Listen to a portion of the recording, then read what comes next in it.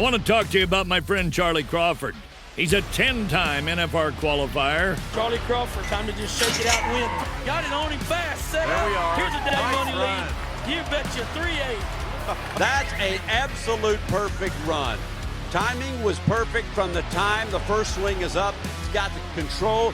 Charlie made it happen by being timed up with his horse with the steer, and being able to not just rope, but to pick that steer's head up without changing the momentum for the heeler at all.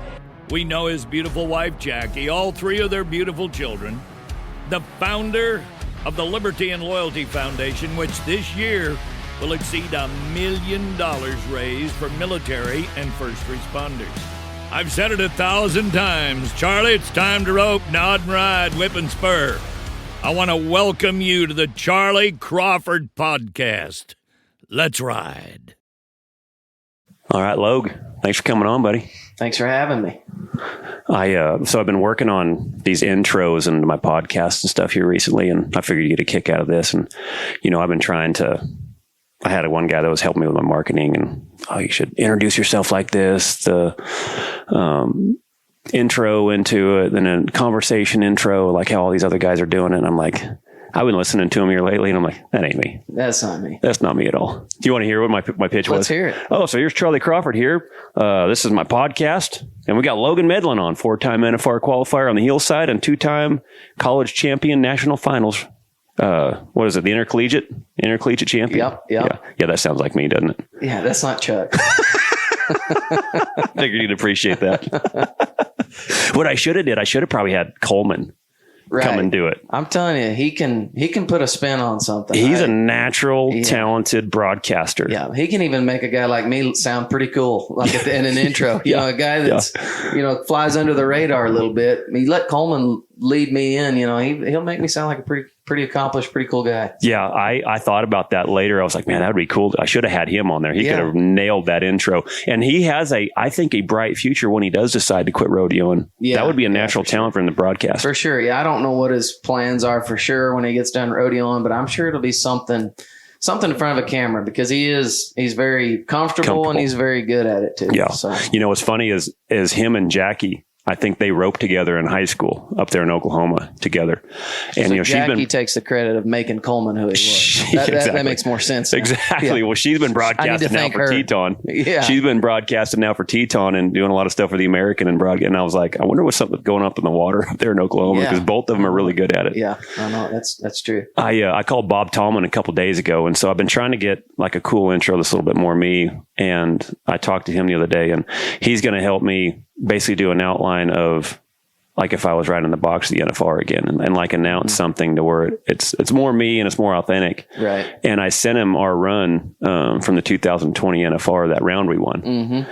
And he's going to kind of like voice over it, like if it would be at the, so it'd be something a little bit more me and something kind of cool. That would be cool. Anytime you have Bob Tallman part of it, that's the voice of rodeo. That's right. So anytime he's a part, that'd be awful cool to have. It was, so for everyone that knows, like I would say Ryan Moats and Logan is probably my two most, I would say, markers for the guys that I roped with.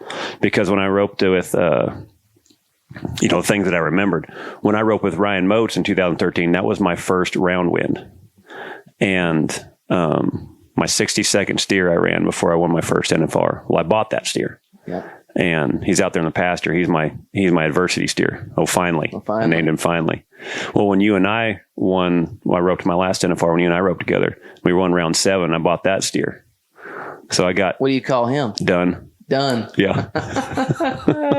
That's awesome. So I got that steer out there. So yeah, you guys are the two that I still got I know trophies out there in the pasture. When we were practicing, and I knew Finally was around when me and you were roping and before we had made the finals. And so that feels pretty cool for me to have contributed to having a steer out there in your pasture. That's pretty cool that because I had never made the finals before. Mm-hmm.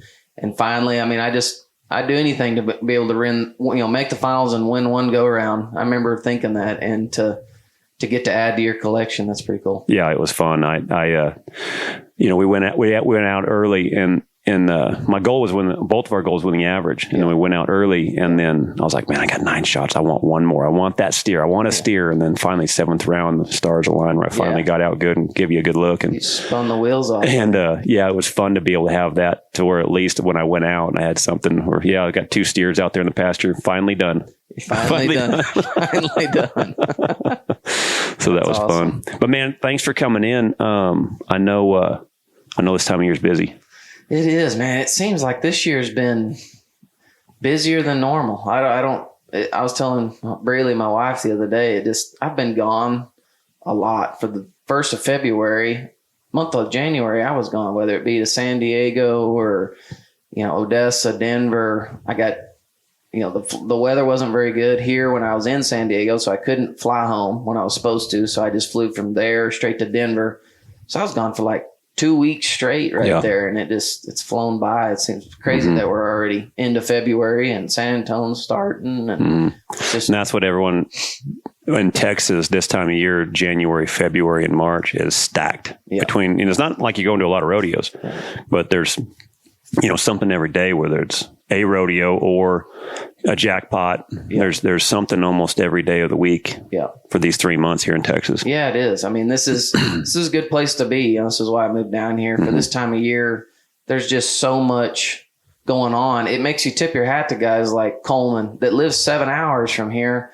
But I mean, he's down here just as much as, he's just as busy as I am, and he lives 7 hours away. And so how much more time he's even gone from home more sacrifice. And so it makes you appreciate a guy like that doesn't live right here. But that's why I moved down here from New Mexico, is because it was more centrally located for this time of year. And it's super busy. I mean, it's like I said, you're not going to go to but about 5 or 6 rodeos, but they're all bracket style rodeos to where you go. And if you do good, you got to come back, and you don't know when you're going to come back until after you've already went the first time. And so coordinating it all, and it is a busy time of the year. Yeah. So you've been off to a good start already. San Diego. You won that rodeo. It kind of popped up out of nowhere a little bit. As far as I know, it's San Diego Rodeo and Petco Park, where the Padres play baseball. And I watched it on social media. It looked like a cool event. How much money did it add? What did you win? And then who'd you pair up with to win that? Well, they first of all, they hit us up this fall about if we'd be, me and Coleman, about being interested to come out there, and we jumped on it. They told us, what it was going to pay. Told us that it would pay, $20,000 the last day, to win the shootout round. It was going to pay 20, and then you're going to be able to win along the way too. And so anytime you got a chance to win 20 to 25,000 at one spot, whether it be PRCA sanctioned or an independent rodeo, you got to go. We felt like you had to go. So we were all about it. Well, then as it got closer, Coleman realized that the rodeo was over the tripping for San Antonio. And San Antonio is probably the second best rodeo they have all year to go to. And so in the tripping. Yeah. And so he had to not go, and he decided to go do the tripping instead. And so I roped with Marcus Terrio, and I'd roped with him at the Lone Star Shootout maybe once. I mean, we hadn't ran more than 2 or 3 steers together ever. And he roped great. Golly, he did a great job on all the steers. And I told him after we ran the last one that, he turned all 4 of them for first, and I told him he deserved to win the rodeo because he headed the best. I honestly believe he headed the best that week when we were out there, and he deserved to win that rodeo. So. He's always roped really good, and it's this year following him, it looks like he's matured a lot as a header. He's gotten real consistent with spinning them off and time and time again. Everywhere this winter. They did good at Denver and made it, I think, all the way to the semifinals at Fort Worth, and then made a great run last night at San Antonio on a strong steer. Cole Curry's healing good. He's found another horse that fits him since his grays went down, and man, they gel. They do well together.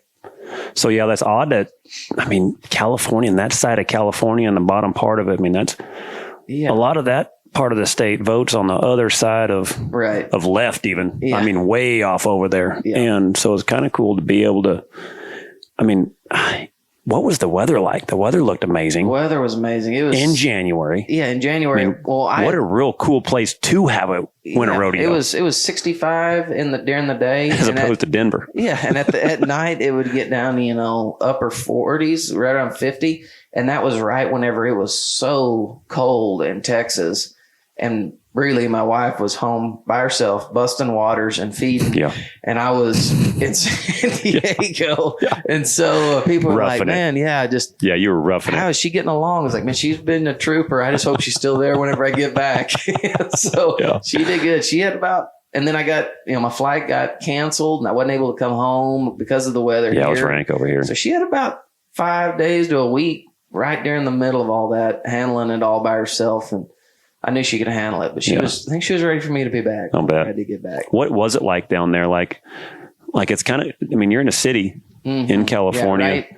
What was it? What was the outside surroundings? Were there protesters? Was it like, what was it like around there? There was protesters. There was, and they told us in the meeting or whatever before the rodeo, look, there's going to be protesters down there. Don't be getting any arguments with them or nothing. And we never, thankfully, had to even come in contact with them, but they had their little PA set up out there at the front gate where everybody was going in, like for the crowd, and they were, you could hear what they were saying and stuff. But yeah, there was protesters, but it was cool. The Petco Park is right there downtown San Diego. I mean, it is right in the middle of all the big buildings, and it's about 2 blocks off of the beach. I mean, it was That's really, cool. really cool. And I didn't really know. I think a lot of us didn't really know what to expect.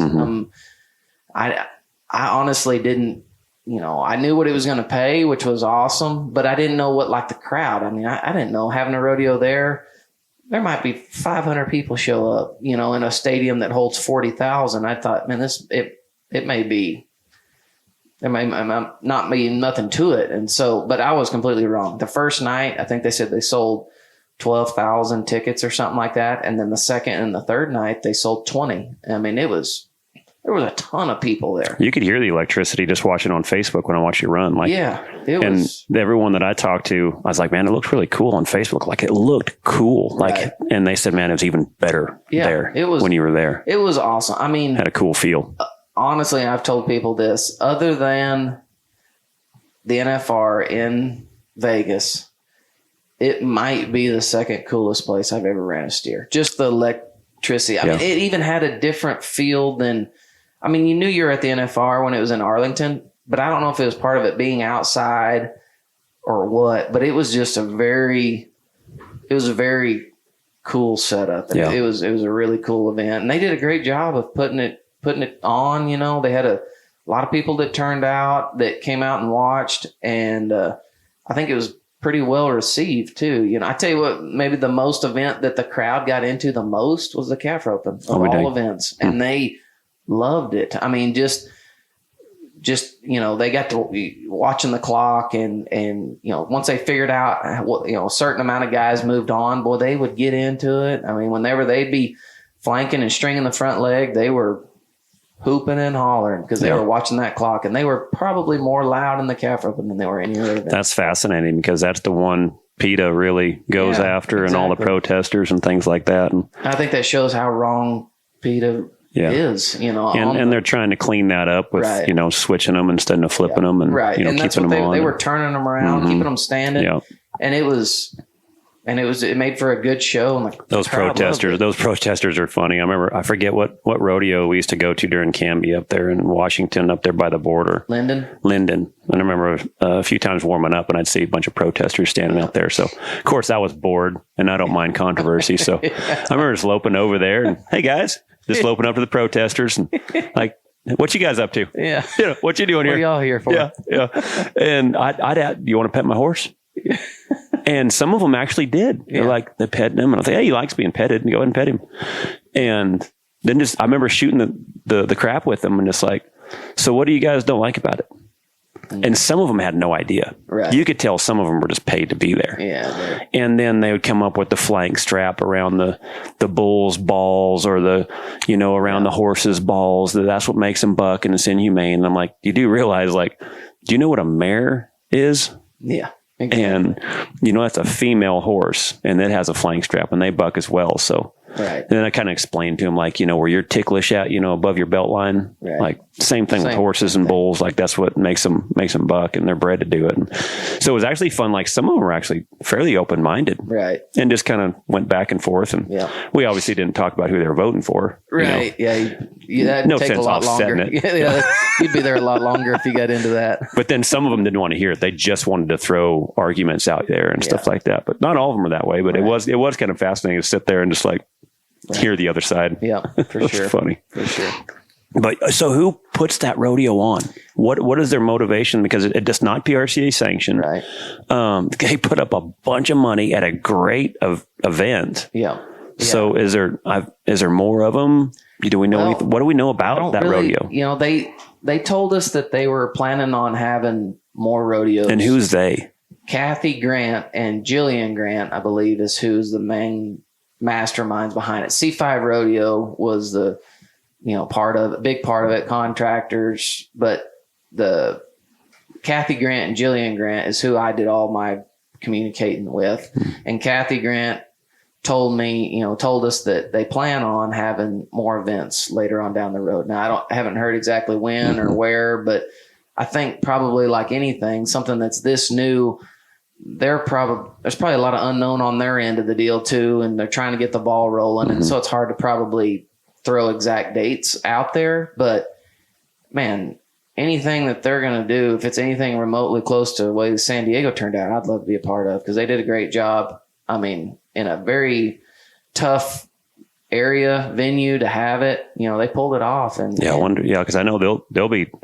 It seems like PETA, their lawsuits, I bet are probably coming their way to having it there, and all it was a big deal up until the rodeo. They were, I think they had probably some, lawsuit stuff before the rodeo, and they got it pushed through. I love it. Yeah, I love it. They buckled. Not cowering down to that bull crap. I like it. Yeah, I like it. No, they did look like they knocked it out of the park, so that's pretty cool to see where they go from there.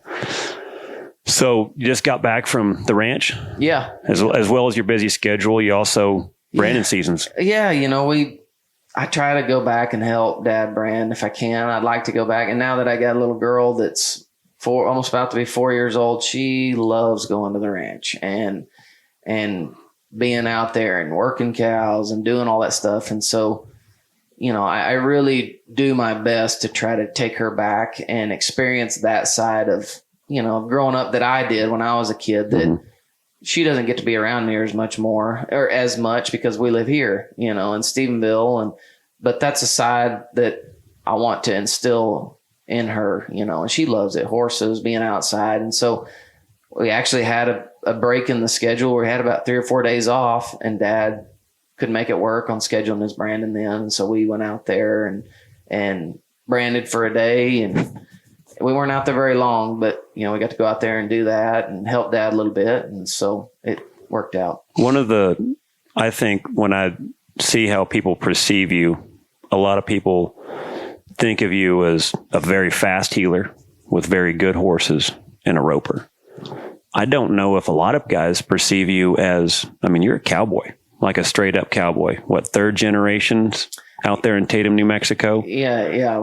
Coulter and Derek, they have the kind of the cowboy vibe of, everyone knows that about them. Yeah. And you and your dad you guys are cowboys. Well, that's out there. All the Medlins have done has been ranchers in New Mexico, southeastern New Mexico. And so, that's all we've ever done. I grew up, Brandon and neighboring. That's everybody out there still neighbors. And so, what do you mean by neighbors? And neighboring is like whenever, like nobody pays for day work out there, which is pretty cool because it's kind of the old school way of doing things. No, you don't pay for day work, but all your surrounding neighbors, 15 to 20 help each other brand. And so in the spring and this time till about middle of April, you'll brand 3 or 4 days a week. You get up at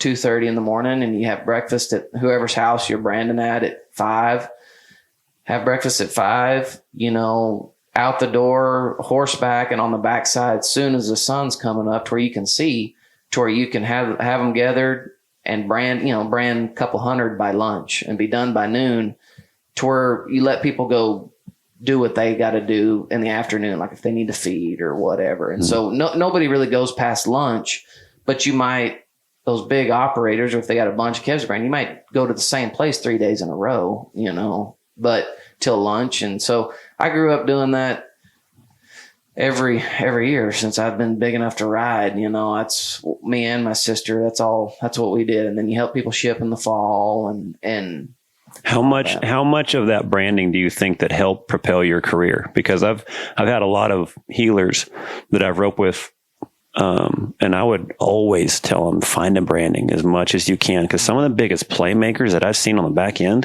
Matt Zancanella back in the day, Big Meat, Kyle Lockett, and his brother Brent Lockett. Those guys, who knows how many millions of calves they've branded. Some of the best playmakers that I've seen on the heel side branded a lot. It seemed like there's a lot of playmaking where you're not just staying structured in the arena where you're just roping a hop where you know where it's going, but right. Where do you think that's helped in your healing? That's helped a lot. And probably more than anything, it's helped with just like your horsemanship and how whenever, a lot of people head and heel them whenever they brand. We don't. We throw 20, 25 calves in a pen and just drag them to the fire. And so, but just in tune with moving your horse and making him move off your feet to where you set up different shots in the branding pen, has helped me more than anything. Is just probably more on the horsemanship side of being able to make your horse do what you need him to do. Because if you're trying to get a throw at one and your horse is kicking his butt to the cow, well, it's going to make it impossible. You can't throw because he's working against you. But having your horse moving off your feet and helping you, just as much, it can help just as much in the branding pen as it does in the arena. Yeah. And all that, when I was little, I didn't probably agree with it. My dad pounded it in my head. I used to get in trouble all the time for not, riding my horse the right kind of way. And I didn't think it translated at the time, but looking back now, all that has helped tremendously. Well, I thought that semifinals shot looked like a Brandon shot where that sucker came to you and took a wild empty shot out of there. I thought you were going to pull it off. It was rank. Yeah. He pulled over the top, that top strand or that bottom strand a little bit, but it just didn't work. Yeah, that looked like a Brandon shot. Yeah. That's one of those you just kind of imprise on the fly and see what happens. Yeah. Same shot that Coulter kind of had at the NFR where he pulled that leg off on that real wild empty shot. Yeah. Both shots to me were like for both of you guys, like that came back to the Brandon again. Yeah. Just making something work. Yeah. Sometimes you just kind of got to make plays. Yeah, do the best. Like Larry Fitzgerald, sometimes you're in the back of the end zone and you've got to figure out how to come up with the ball. That's right. Yeah. Exactly. Well, you was definitely always a playmaker. That was for sure. So how many generations is your ranch?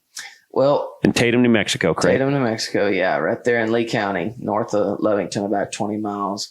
I'm the fourth generation that's been right there in Lee County, that's grew up on that ranch. I grew up in the same spot that my granddad was raised. I lived the first 6 years. I lived in the same house he was raised in. Then my parents built a house back behind it. But my dad grew up 30 miles north where my granddad's ranch is now. And so my granddad's still out there ranching north of Tatum. We live west of Tatum.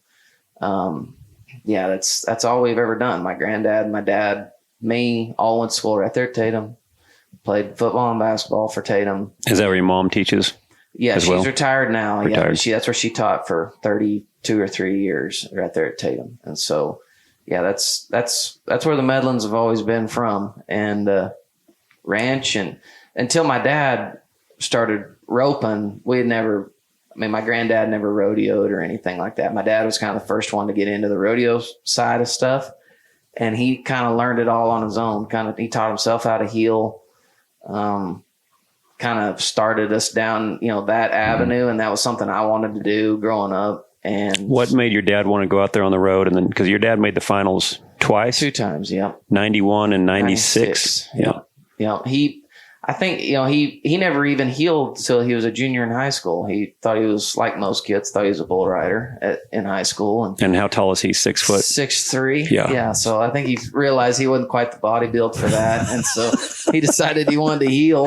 And it drug calves his whole life, but had never been in the arena, and went to college and kind of figured out how to heal and shoot, ended up making the finals in 91 and then again in 96. But he just, I don't really know what, I think just the competing side of it's probably, I mean, he's a very competitive person, and I think the competing side kind of drove him to it and wanted to do it. And looking back now, that's kind of how I got into it. And I'm glad he did, because this is a lifestyle that I like to live. Wasn't there something that I remember you telling me about both years he made the NFR? Was that when both of y'all were born? Yeah. The first year he made it was in 91. That was when I was born. And then 96, whenever Abby, my little sister, was born.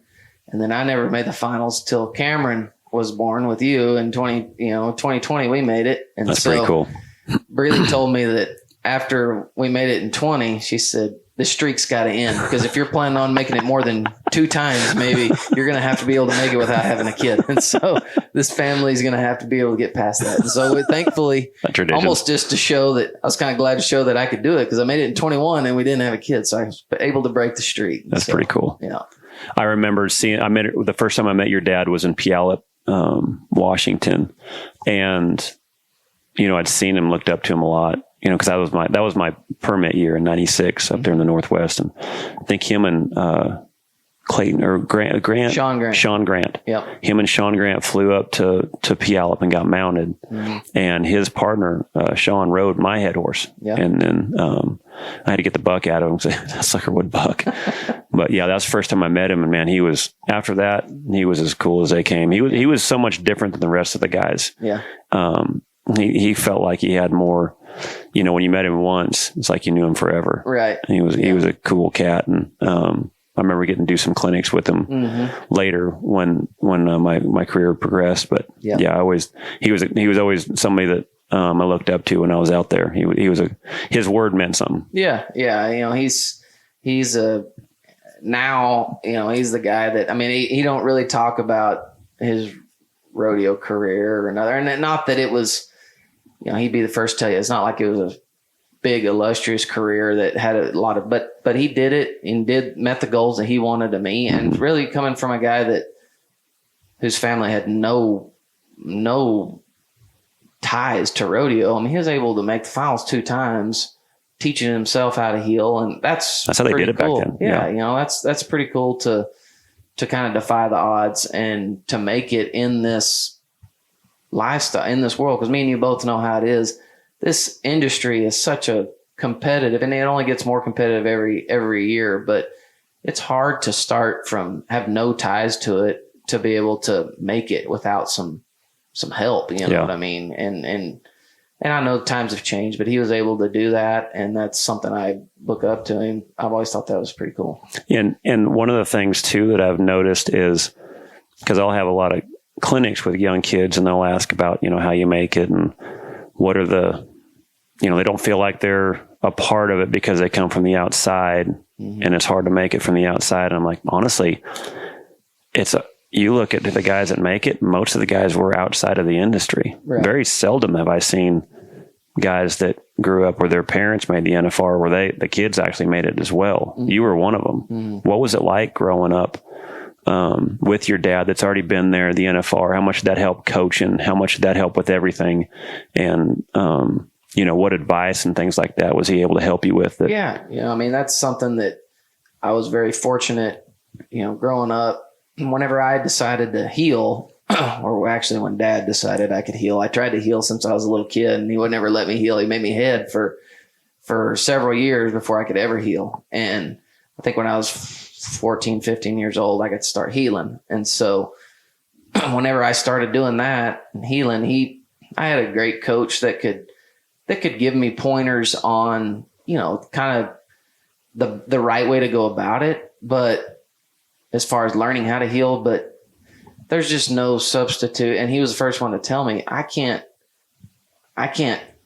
catch the steer for you. I can tell you, kind of give you some pointers, but until you figure out how it works for you, you're going to have to do it on your own. You're going to have to work hard at it. There's no shortcut to figuring out how to win in rodeo. And he was very honest from the time I was a little kid to telling me that if that's what you're going to do, that's a stressful way of making a living. He never once, maybe if anything, the other way, pushed me in that direction. Because he's like, look, there's nothing wrong with doing it, but if you're going to do it, you got to know that it is not what you think it is when you're 12 years old. It's not the lifestyle that you think it is, that it's all glamour and going to Vegas. I mean, there's a lot of sleepless nights, whether it be driving or just in your head, you know. I mean, as a little kid growing up or in college, I mean, just figuring it, you know, feeling like you're spinning your wheels, like you're not getting any better, and losing money and going broke, being right down there close to zero, taking in outside horses so you can ride them to where you can have fees to try it again. And I went several summers before I ever even made it through the summer, a full summer of rodeoing, you know, and getting your tail kicked and getting sent back home and starting over. And that's just all that when you're 12, 15 years old. You don't think about that. You just think that, man, you got this, you know, big rig and you just drive around and you go to Vegas every year. And that's just not the truth of it. And he was very honest with me. But I think at the same time, that's what motivated me more, is that I wanted to do it. I mean, he did it for about a 10-year stretch, 8 or 10 year stretch. And he's somebody I always wanted to be like my dad. He's been my idol since I've been a little kid.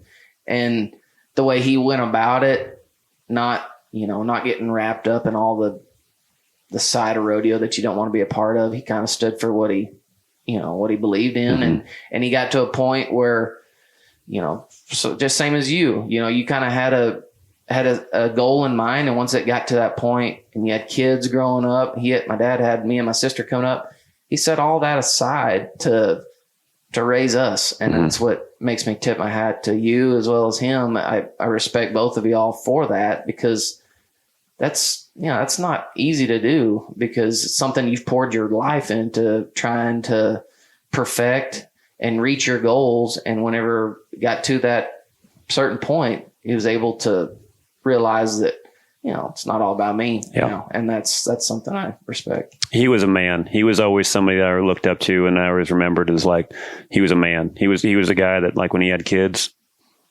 that was what he did. Yeah. You know, he was a dad. Yeah. He was a husband. You know, he was a damn good cowboy. Yeah. And, you know, another thing about him too is he's sharp business. I remember when you guys would come over and rope, and he would come, and, you know, I would just sit because you guys got some rentals going on as well. And mm-hmm. I'd always pick his brain on some of the investments and the other things he would do outside the arena too. And, I always admired his advice. Yeah. You know, that's one thing ranching, at least that I can speak for in southeastern New Mexico. You gotta be good with your dollars, because ranching in southeastern New Mexico sometimes can be a pretty tough way of making a living. And so you gotta know where what few dollars you got, where they're going and where they're going to maybe make more money for you, because I think ranching anywhere, but ranching for sure in southeastern New Mexico sometimes doesn't make sense on paper, and you kind of gotta put a positive spin on it. Yeah. To work out. But.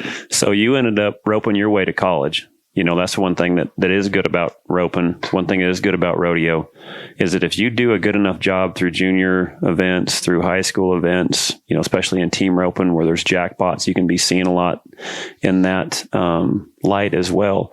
There's a good chance you could get your education paid for. Mm-hmm. And so you end up getting a full ride to go to college. Where do you go to college at? To Eastern New Mexico University out there in Portales. And then what did you study?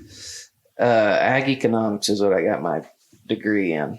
That was one thing growing up, my mom being a school teacher mm-hmm. / principal for a few of my high school years, that education was a must. It wasn't an option really of whether I was going to go to college. And we're not saying college is not for everybody, and you don't have to go to college to make it work later on in life. But for me, that was the deal, is I had to go to college. And so I went to college at Eastern there in Portales on a rodeo scholarship, and, was some of the best years of my life was there at college. I mean, I have a lot of friends that I met there that I still stay in touch with now. And I really wouldn't trade that experience. Looking back now, I mean, I was thinking I was such a hurry to get out there and start rodeoing, where, man, I needed some time to mature, you know, and whether it be in the arena or just learning how to handle your schoolwork, your business side of that. And that's all stuff that I learned. And and it served me well. You know, how much of that college did you feel like what you studied helped on the ranch? Yeah, I mean, like I was saying, the economic side of it, you know, it definitely plays a factor of making, you know, where your dollar serves best, you know, ranching or whatever, whether it be on the rental side or heck, even rodeoing. I mean, you look at your money and try to put it in the right areas to help you, you know, maybe after rodeo, whether it be in rentals or horses or whatever. You got to be able to be looking further down the road than where you are right now present. And because there's life after rodeo and you're going to have to do something. We can't all rodeo. You can't rodeo forever. And so putting that to use is definitely came into play and still use it today. And, you know, that's kind of the way it goes. But yeah, I went to school at Portales and made the college finals a couple times, won it a couple times. And it kind of propelled me into rodeo, pro rodeo. Granted, there's a much bigger learning curve. It's not like I had it figured out at college how to win.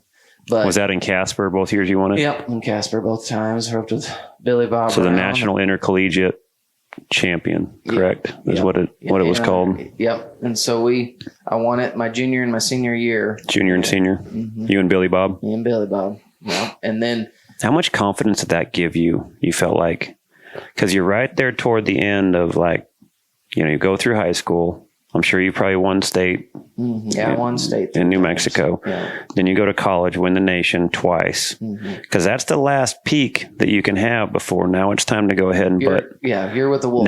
Now it's adults only when you get out of college. Yeah. And I'll be honest with you. Whenever I left college, whenever I won it those two times, whether it be the right way to look at it or not, but I knew, probably because my dad had done it and it kind of tried to prepare me for what it was going to be like once you get out here rodeoing full time. I drew very little confidence from winning the college finals because I knew I wouldn't say I didn't have confidence from that, but I did not let that fool me into thinking that it was, shoot, you know, you're just on your way, because I knew that that's not the way. I mean, I knew I was going to battle with guys like you, guys that I had grew up watching on TV every December, watching the finals. I'm trying to compete against you, you know, and beat you. And I knew that there was way more to be learned. And so I was very grateful and enjoyed the experience of winning the college finals, but it's a different ball game. I mean, people feed their families doing this. I mean, that's what I do now. And I think for kids to come out of the college finals, I think you can definitely learn things about how to handle your business and stuff like that. But I think you see all the time kids that have success down there and think that, shoot, I got this figured out. I mean, I'm on my way, and it doesn't go like that. There's another level. Guys are out here feeding their family doing this, and they're trying to take your money. I mean, everybody gets along in a cordial friendly, cordial way, but this is livelihood. When the rope's in their hands and they're back in the box, they're out for blood. It's livelihoods now. And I knew it was going to be like that, probably because my dad had prepared me for that. And so I never allowed myself to think that was, you know, that I was just a step away. And I think it was proof of it, because the last year I made it was won it, the college finals of 2014. I didn't make the NFR till 2020. Yeah. And I was working at it every day from 14 to 20. And it took me 6 years. Some guys, it doesn't take that long. Some guys are, you know, a year or two away, and 18, they turn 18 and they're right in there mixing it up. That was not me. I had a lot of learning still to do. And it took me 6 years before I ever figured out how to put it all together. Because when you first got out of college, I wasn't sure. Like, I knew you were going to heal and I knew you were going to make it. But I didn't know if you were going to get veered off a little bit when you got out of college, like towards maybe filmmaking. Because I thought I remember like a video you and Billy Bob had that you guys came out with on social media. We had to bring that up. When I finally get this podcast where it's on video, I'm going to find that video to where we can watch it. Oh, please don't. Please don't. What was that video? I forgot all. No, you don't know. If you think I'm going to talk about it, you're dead wrong. We can go on to the next topic right now. Yeah, everybody makes dumb mistakes whenever they're younger. And that is definitely one that that was. I think Dale Brisby learned a lot from what you guys had promoted because he took off with that side of it. So, I wasn't sure if that's where you're headed or not. I have to hit Dale Brisby up about. I probably have royalties on. You might have inspired him, exactly. in one way or another. He probably owes me somewhere. What was the video? Were you guys talking about like learning how to rope? Or? Yeah, I think so. Yeah, like Dumb and Dumber. Yeah, it looked like an episode, if I remembered right, of Dumb and Dumber. Yeah, it was. Like Which isn't that one of your favorite movies? Oh, it's my favorite movie. So you guys are basically to reenact Dumb and Dumber. That's Billy Bob was my best friend growing up, and I let him persuade me too much. I fell into the ways of Billy. No, I was just as guilty as he was. We had fun. We had fun. It was all in good fun. Or was whatever, it like had a team rope? Yeah, had a head or something. Yeah. But it was funny. It was good. Yeah. I'm going to find that. So the next time if I ever get these podcasts on video, I'm going to find it. That way we can watch it, really break it down. Yeah, I appreciate that. See what you've learned from then. Mm-hmm. Yeah, please, Lord help me if I haven't learned anything since then. We can see how much you matured just from that video. Yeah, exactly. I had a long ways to go, as you can tell if you watch the video. What do you think in those 6 years? Because I remembered when I was rodeoing, and my confidence was... Yours was way more realistic, especially listening to you. And that's where I think the advantage of having your dad being able to prepare you, like you talked about, of knowing what to expect when you got out there. I would do good at the high school rodeos or do good at the jackpots. Like I started off really early doing good at the jackpots, like against some of the best guys in the world. Mm-hmm. And that was just the fact that I hit a lick that day. Mm-hmm. It wasn't the fact that I was as good as them. Right. And it took me a long time to where I kept thinking, oh man, next year NFR. Win the Rookie of the Year in 98. All right, next year NFR. And it was a long time from 1998 till 2005. Mm-hmm. And there was a lot of a learning curve for me as well. Right. I was skipping steps, for me, especially as a header, right. Because there's so much of the quarterback that you have to be able to read how good the steer starts, what the neck rope's measured out at, you're in charge of so many different moving parts. Mm-hmm. And it took me a long time to mature, even though I was naive and not knowing, that I wasn't ready, because it was more of a pipe dream that, man, if I just make the NFR, man, but I had no plan. Right. What was it that in that 6 years, what do you feel like helped you mature to where then all of a sudden 2020, I mean, you healed amazing every year at the NFR, but like your preparation, when you got to that stage, you could tell like you were not dropping the ball. Yeah. But like, what do you feel like in those 6 years? What kept you motivated to keep trying? And what do you think you learned in that 6 years?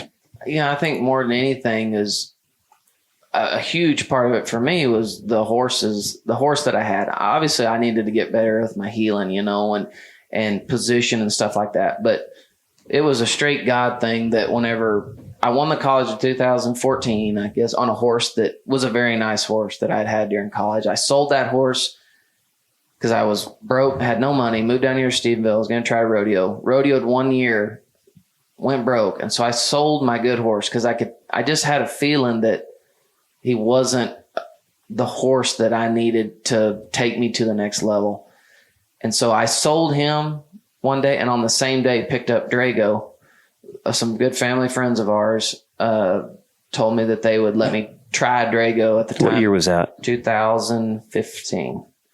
And I had known Drago since he was 2 years old. These people, they neighbor with us and drag calves, and had just been started in the heeling, hadn't been hauled much at all, if any at all, I don't think. But it kind of been healed on a little bit. But just a cool mover. I liked the way he looked, and I thought maybe he had some potential. And so I sold my horse and picked him up the day that I sold him.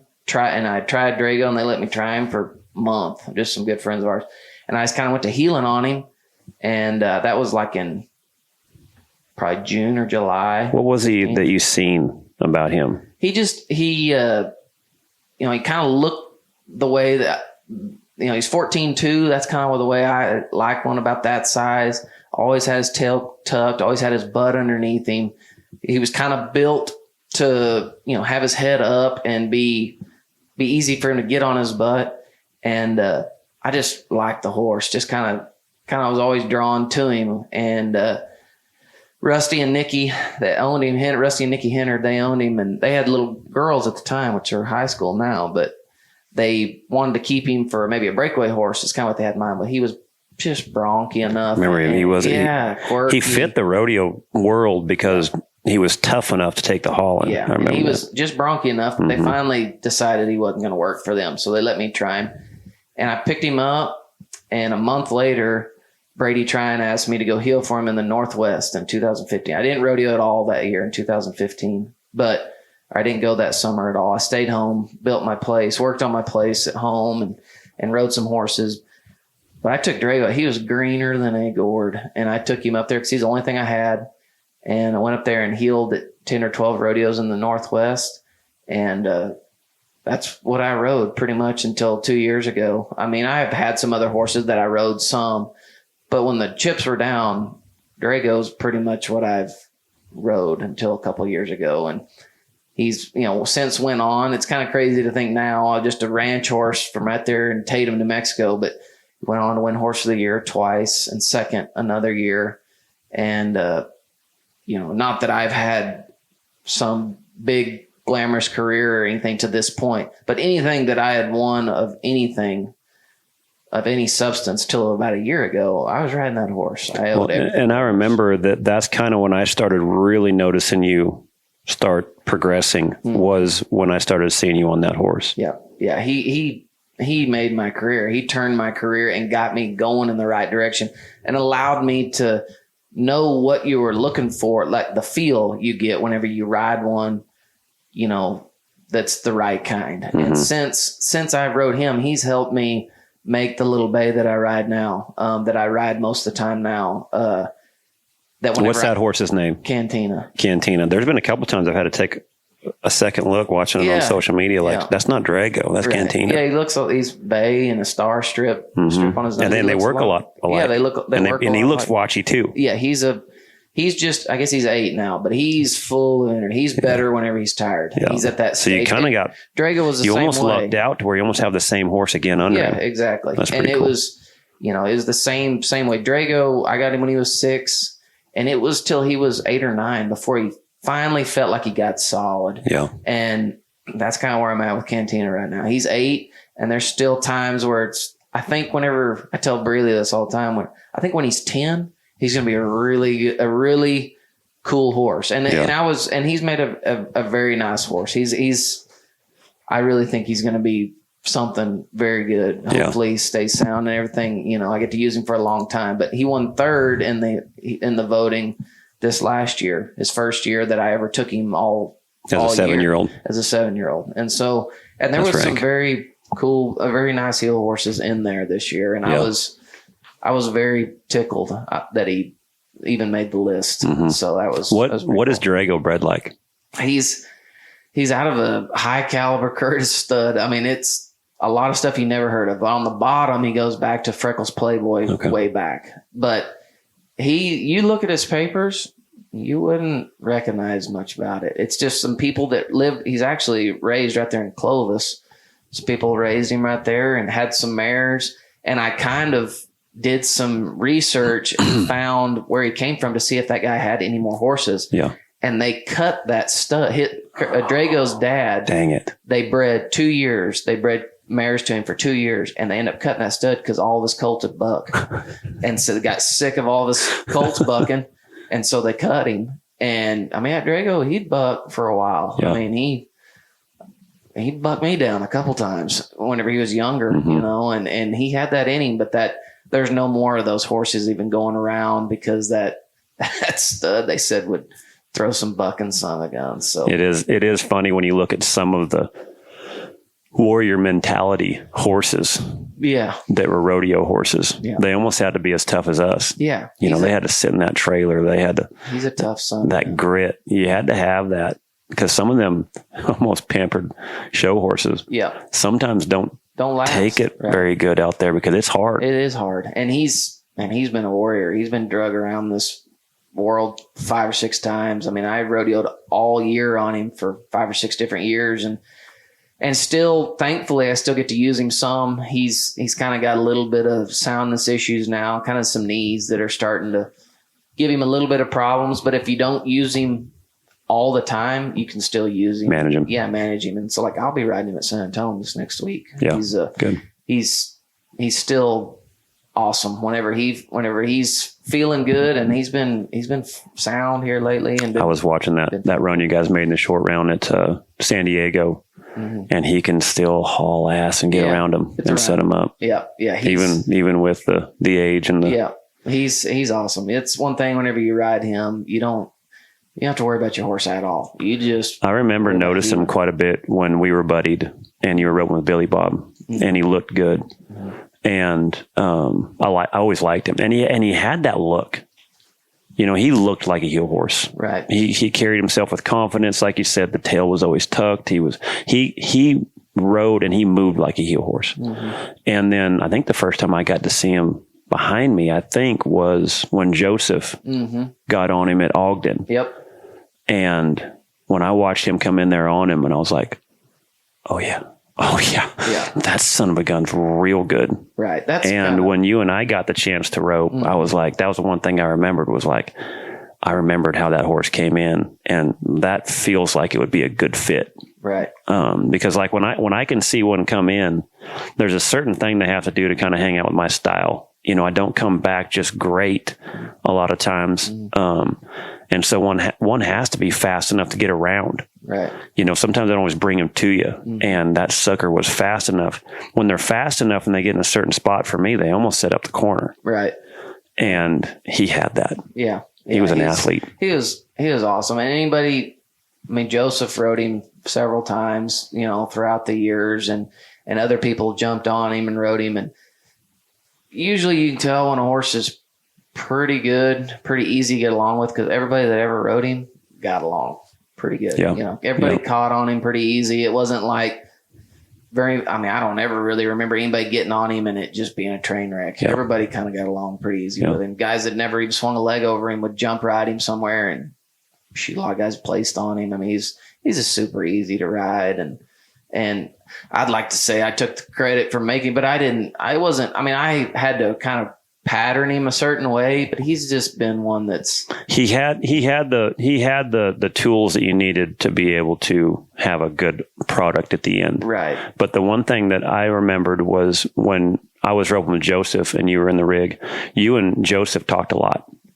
And I would watch how he would talk about how he was shaping his heel horses up, and then I would watch you mimic it, because Joseph he's really good. Yeah, he knows the feet. He knows the heel horse. He knows how to put the feet in the right place at the right time and set it up and then show them. Right. And there was times to where when you would rope, and even when you and I was roping together too, he would mention one little thing, and I would watch just a little bit of a difference, just a little bit. Yeah. One thing I liked about watching how your career was, you never went too far. You might see how to manage something real small, but then you just attack that little thing. You wouldn't just completely tear your stuff down. Like that was one of the things I think that made your career so good is you kept it simple, but then you didn't go too far past, right? You know, then you get where you get in your head, if that makes sense. Right. Yeah. So for anyone that's out there kind of in that stuck, I call it the stuck stage, you know, where you kind of plateaued and you're like, what is it that I'm lacking? What is it that I can't get to that next level? What do you think from in that 6 years from after college to your first NFR? What do you think changed? You know, because you have the horse now. Yeah, I had the horse, and just that maturity. What do you think it was? You know, realizing that it's not a sprint. You know, I mean, having the right outlook throughout the year to where, you know, I used to think that, man, by the time you got through the winter, and if you didn't have nothing won, then boy, it was just the world was coming to an end. I mean, and it's easy to think that way when you've never made it before, and you think that you're going to need a head start to get, you know, to be able to hold them off of you all year. You're going to need a good start. And that's not the truth. You know, I mean, there's so much money to be won throughout the year.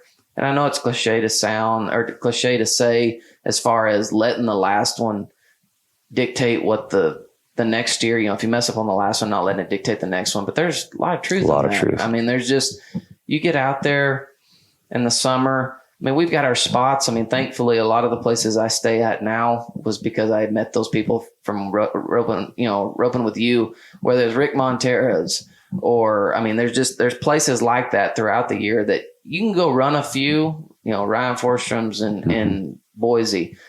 You can go run a few to kind of tweak on a little bit of stuff, but you don't get to practice much. And so if you can't be mentally tough enough to tell yourself, to know what is needed to happen, to be able to catch the next one and win, then you're not ready yet. If you're letting it dictate, what's happened in the past, what affects the future, you're just not ready yet. You gotta spend more, you gotta be more mentally tough than that. That's really good.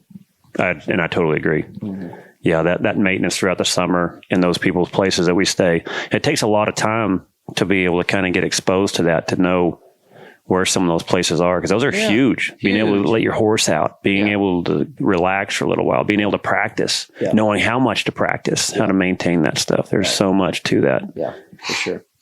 So you make your first NFR in 2020. That was an odd year. It was. It was a very odd year. Yeah. One of the things that when we roped in 19, I've talked about this, I don't know how many times in the podcast, but I don't know if I ever told you this, but it was cool because you did a very, very good job of leading from behind. And it's something I think every healer should hear.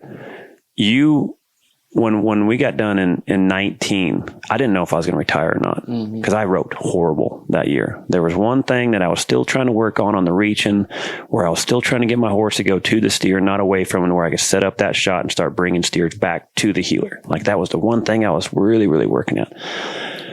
It changed my swing. It changed my delivery. It was small stuff, but it was just something that, like, every once in a while I'd see it, but then I'd lose it. I couldn't get consistent with it. And I remember when we came home in 19, I think it was after I missed the second one at Pendleton to make the short round, and I was down. I was like, golly. I mean, I hadn't roped that bad since before I made the finals. Like, it was terrible. Mm-hmm. And it was that last little tweak that I was trying to get tweaked, and I wouldn't know if I was going to get it pulled off. And I remember telling you, I was like, look, man, I don't know what I got going on for next year. Like, I'm not roping good. If you've got a chance to find someone better, I totally get it. Totally understand. We're friends first. Mm-hmm. And you said something to me that was like, I never had a partner actually believe in me the way you did. You said, man, there's plenty left in the tank, Chuck. Yeah. And he's like, next year's our year. We ain't quitting. Yeah. So we're going to make it. And it was just enough for me at that point. Mm-hmm. It freaking lit a fire in my ass again. Yeah. It was because I roped better with people that wanted to rope with me. Right. I struggled roping sometimes with the guys that, I knew roped better than me because I was trying too hard. Mm-hmm.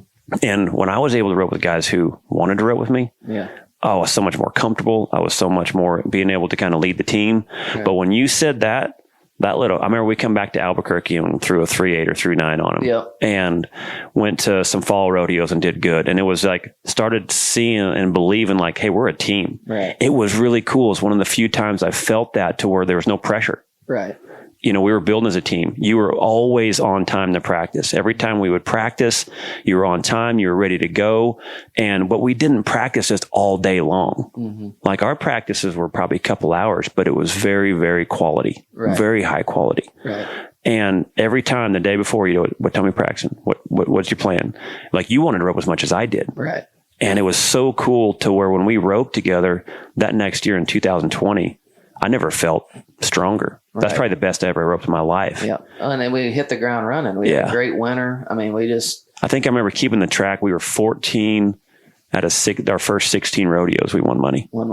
Yeah. I mean, we hit the ground running, and I think that's a lot of, that goes a long ways with, sticking with something, seeing something through. I mean, I'm going on my fourth year. Well, since you retired, I roped with one partner since then, and you've been retired for 4 years now. Yep. And so I'm roping with Coleman Proctor. This is our fourth year, and that's kind of something too. I mean, things change. I mean, there's things out of your control that you can't control. But that's something me and Coleman have kind of done too. Is look, we are kind of on the same page. We know what each other's trying to do, and kind of in the fall we talk about whether we're in for the next year. Right. And it's like, I'm down if you are. And that's the last thing that gets said about it. Yeah. And then, that starting the next year, your guys all in. Yep. And there's never There's never a doubt. like Question. wonder if he's looking over the fence somewhere else, because there's a lot to that with team roping. Yeah, there is. I mean, there's a lot and it does a lot of the mental barriers. Yeah, for sure. I mean,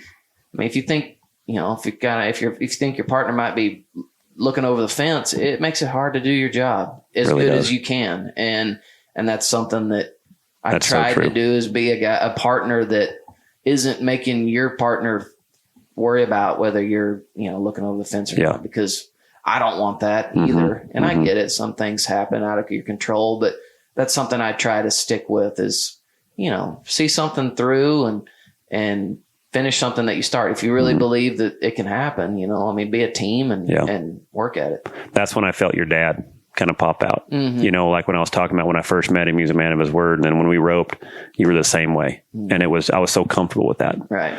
And like I said, the confidence that it gave me knowing that you had my back. Right. And oh man, it was fun. Yeah. For me, it was one of the funner years, even though it was a weird year. The pandemic or the pandemic, however you want to call it, was going on and shutting everything down. And heck, we didn't know if we were going to get rodeo that summer. Right. End up making it. Well, then we don't know if they're going to have it. Then we don't know where it's going to be. And then here we are going to your first NFR, and none of us have been there. Yeah, yeah. We go to Globe Life Field in Texas. No one's ever roped there before. It's a baseball diamond. The arena's jacked up. Yeah. It's not shaped in any kind of form of an arena almost of anywhere we've been. So what was your first NFR like, even though it didn't feel like your first NFR? I think it was pretty cool because I didn't have anything to compare it to before. I mean, guys that had been to Vegas before, all they told me all week was, man, this is nothing like it is in Vegas. I thought it was awesome. I'd never been to Vegas before. And so it was fun. I enjoyed it. I wouldn't trade it.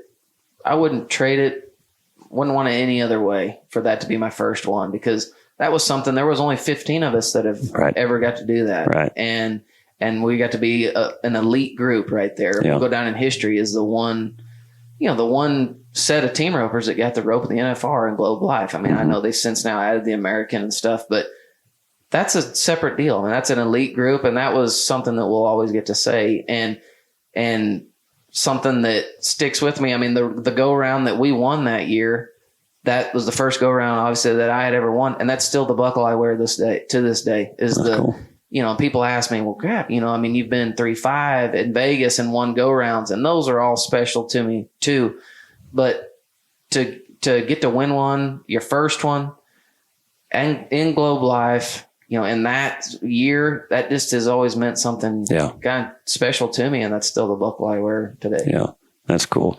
And so then now we get to go your second year to the NFR. Now it is in Vegas. Because like when you were in Globe Life, all of us were almost rookies in a way, even the veterans, even me, everyone. I mean, it was kind of a pretty good first NFR because no one really kind of had an advantage. Exactly. So then now your second NFR with Coleman, now you're in Thomas and Mack. Yeah. What was that like? Because that's what you grew up watching. Yeah. That was the goal that everyone dreamt about as a kid. Yeah. Then I knew what everybody was saying when they're saying, like, dude, it's nothing like Vegas. Well, they were right. I mean, once we got to Vegas in 21, it was a different atmosphere. And that was what, as a little kid, you dreamed about doing. I mean, riding in the tunnel and getting to rope the steers, before and just experience all of Vegas. That was really cool. That was something that I had looked forward to since I was a little kid. And I actually kind of got to have 2 rookie years, 2 rookie NFRs, and the 2020 and then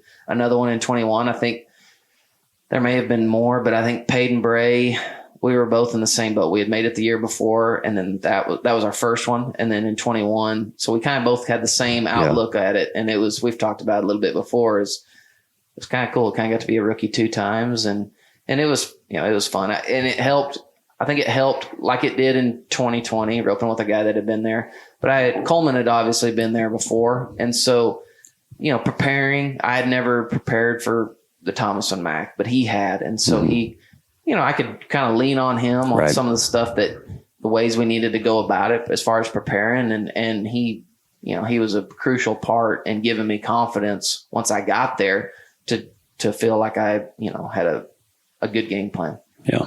So now we're going to talk about your 4th NFR. So last year you one of the things that I always brag about, when I was recruiting guys that I would think could heal for me. I think I had 5 guys that I got the NFR for the first time. I was a good header, but I wasn't one of the elite guys. And so, one of the things I would always look for is like, all right, who's that young kid that can heal like the elite healers that just need the chance? Mm-hmm. And you were someone I always thought that like, now that kid can heal for me, because I have to have someone fast. I'm not as fast as Driggers. I set it up so you can clean them up. Mm-hmm. And that was kind of what I was known for. And so like finding fast healers and stuff like that was always something I was always looking for. Mm-hmm. And so you to basically almost be the fastest healer in the world this year. Yeah. What round was it? That was round 5. Gosh, dang it. I don't know what I had. I don't know what I was drinking, but it fell out because I was like, yes, yes. I'm like, freaking did it. I was almost running up and down like Coleman was. Yeah. Yeah. But then they showed you and you're walking out and I'm like, you didn't break out. And then I seen them freaking do the cross. And I'm like, no. 3-1. Yeah. 3.1. I know it. That was dirty fast. That is almost 2 seconds. I know it. It was. And it looked just like everyone else's shot all week long. It looked like the same one when he switched and came out. The freaking, like it looked. Yeah. Yeah. It was, that was hard. I've talked a lot about it, since then. A lot of people, that's what they want to talk about, and I will crap. I mean, that's what I tell people all the time is, it stinks that it happened there for that much money for that, for the world record or whatever. But if you heal long enough in this sport, I mean, it's going to happen at some point. The first hop is hard because you're having to dance with the line. Yeah. And there's the judges are humans, you know, I mean, nothing's 100% accurate. And be honest with you, I've probably gotten away with crossfires in the past that probably should have been flagged out that I won money with, instead it went the other way for me. It does stink that it happened there, but I'm not the first one that's ever happened to, and I won't be the last, unfortunately, until something changes as far as whether they do with replay or whatever. That's just part of that's what comes with healing at this level. It's because you have to throw right there to be able to win. Yep. And sometimes things don't go your way, and it is a tough pill to swallow, but at the same time, I'm not the first one that's ever happened to, that somebody felt like they got wrongly, judged, and, life. That was a good thing about for me. No one was going to call me out for crossfire throwing too fast, throwing in the box. You know what I mean? Like that was, I remember one time I forgot where I was. I was getting ready for one of my finals at the NFR, and I was at Chad's and we were practicing at Northside, and I ride in the box, and this is at Northside, and I'm the second team out in slack. And I ride in the box, and I think it was the pickup men were running the neck rope, and there's some guys there hanging out in the back end at Northside. And the pickup man was like, "Hey, all right, everyone at the back, clear it out." And I'm like, oh, this guy must have seen me rope at the NFR. Like that's when I was not known for reaching at all. And I was starting to get a little bit of a complex because now even the pickup man that like I'm going to bounce one off. I'm like, I told Chad, I said, that's it. When we go home and practice tomorrow, we're throwing in the box. Yeah. We are throwing in the box. Like I am firing this pigskin. Yeah. I remember that next day I tried to get my swing off in the box. My back went out. Yeah. I even hurt a hamstring. Yeah. Like I got bounced around that freaking saddle like a ball bearing in a boxcar. And it took me forever to freaking learn how to like get ahead of and be able to throw faster. And I kind of finally started getting it a little bit that year, just a little bit.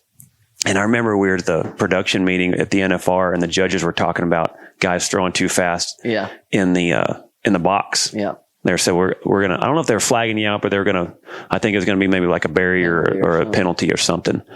And I remember going to Harry Rose and I said, look, if I'm anywhere close to throwing in the box, like by the barrier, will you please will you please give me that penalty? Yeah. I would love to pump up my street cred. Yeah, exactly. Because I've got pickup men thinking that all I do is turn steers to the back end.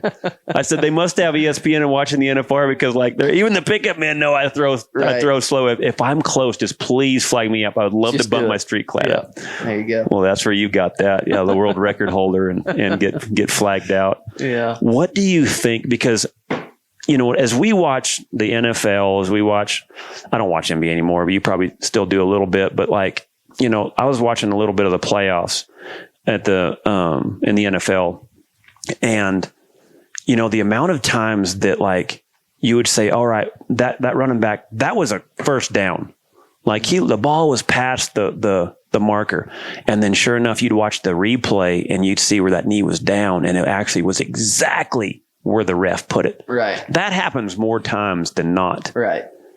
But at least in the NFL, it feels like if they do make the wrong call, that they actually have a backup for replay. Mm-hmm. And so they can make it. Yeah. These judges out here, 90% of the time, it feels like to me, are pretty dang close to being able to hit the right calls of everything. Yeah. What do you think that replay would be able to do? And why do you think that it's not in?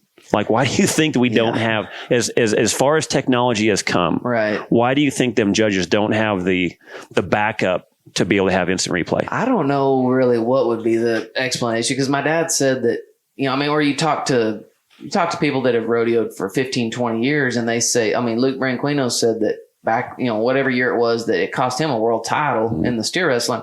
They were talking about it then, and here we are 15 years later, and we still don't have it. And so I don't really know what the major hang up. I don't know if it's far as, they just don't want the cost of it. I don't know. But I just know that the PRCA is putting a tough spot on their judges by making them make that call on their own and have nothing to back them up. I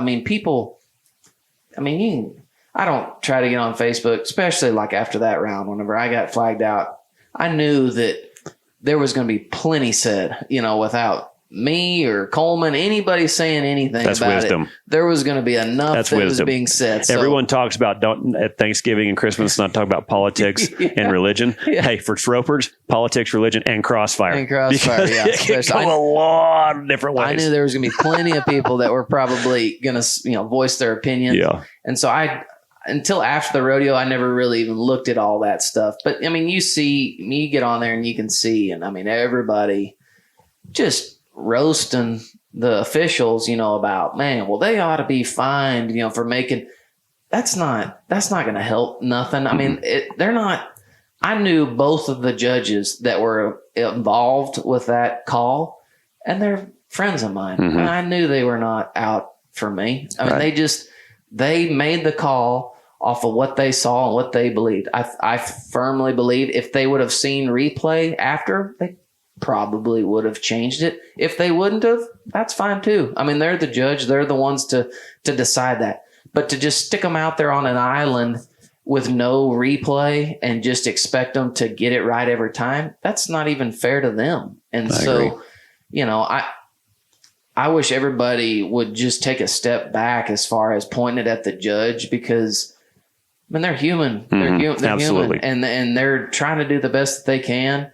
And like you said, in other professional sports, they have backup to help them. And so I get rodeo. It would be hard because you're having to factor in time and where the time would be, like in the steer wrestling, when a leg gets hung, he should have it was the same night that my call was made. He should have got a flag and didn't.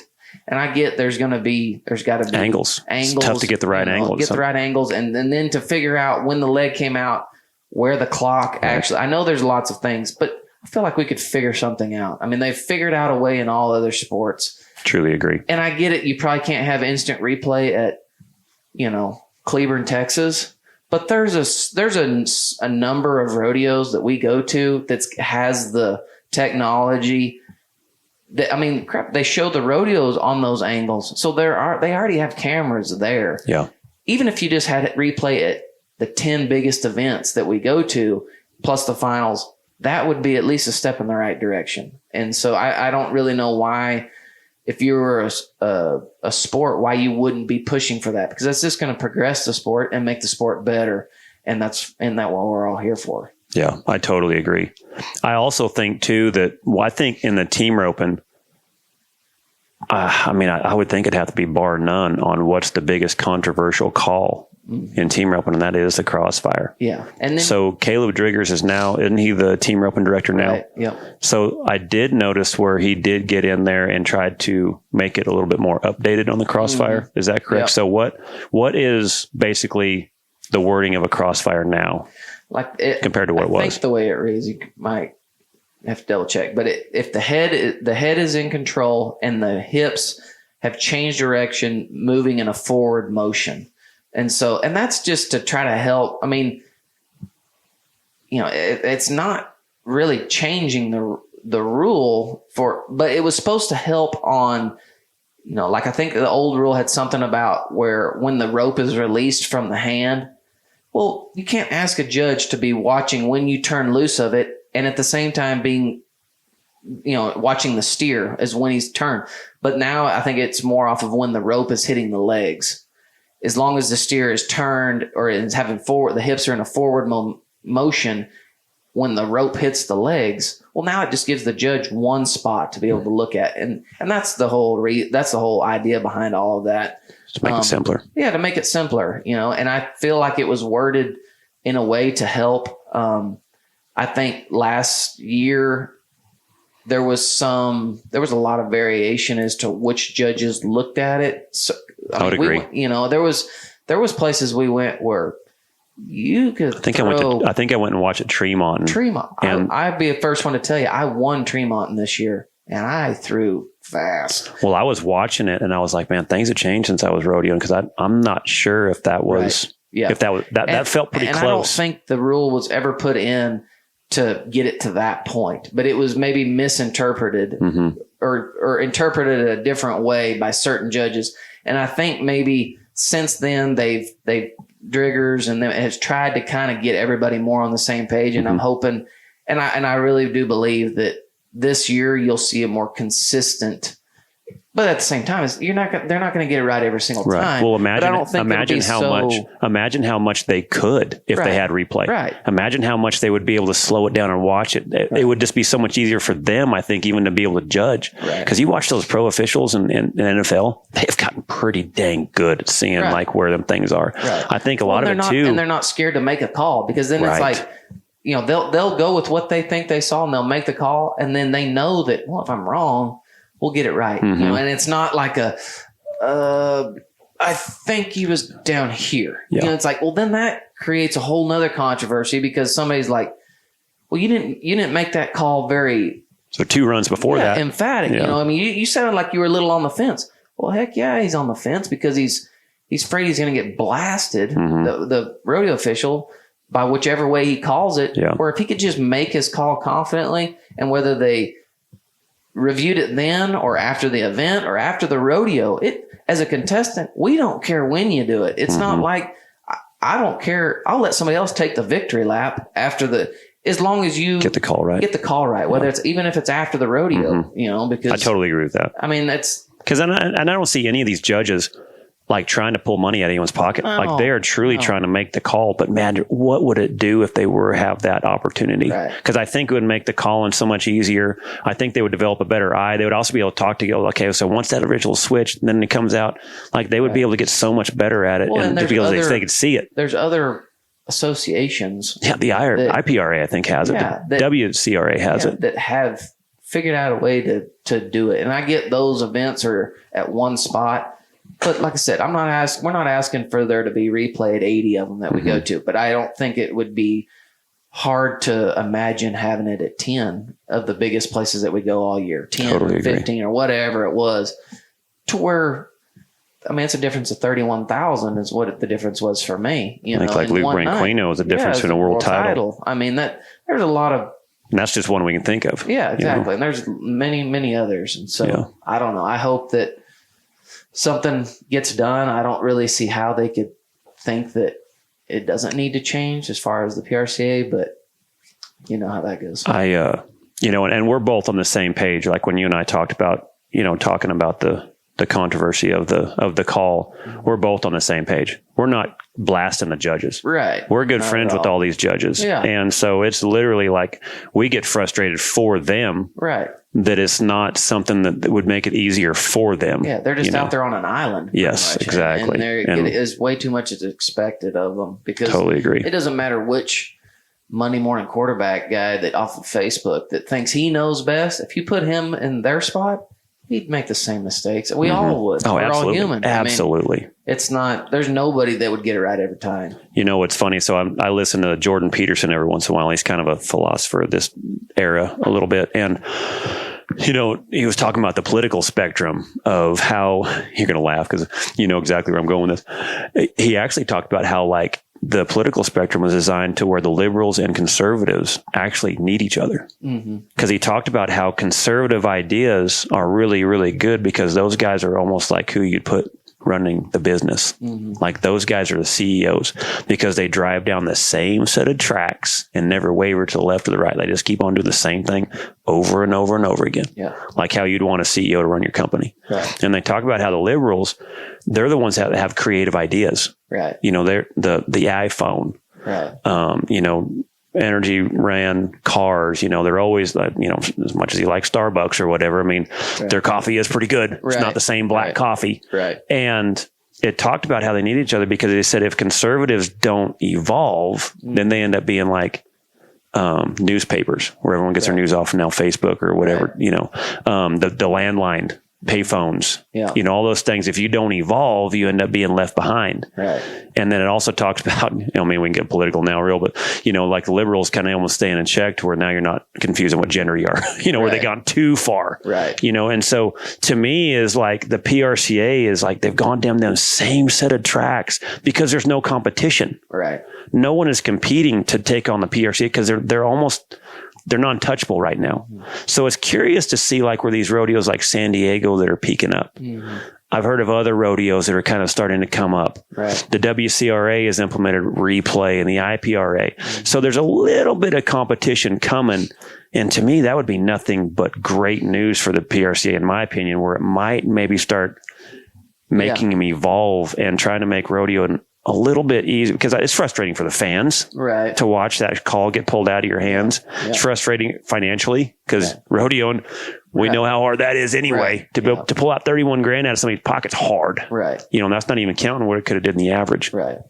And so, yeah, curious to see kind of where that goes from here. Yep.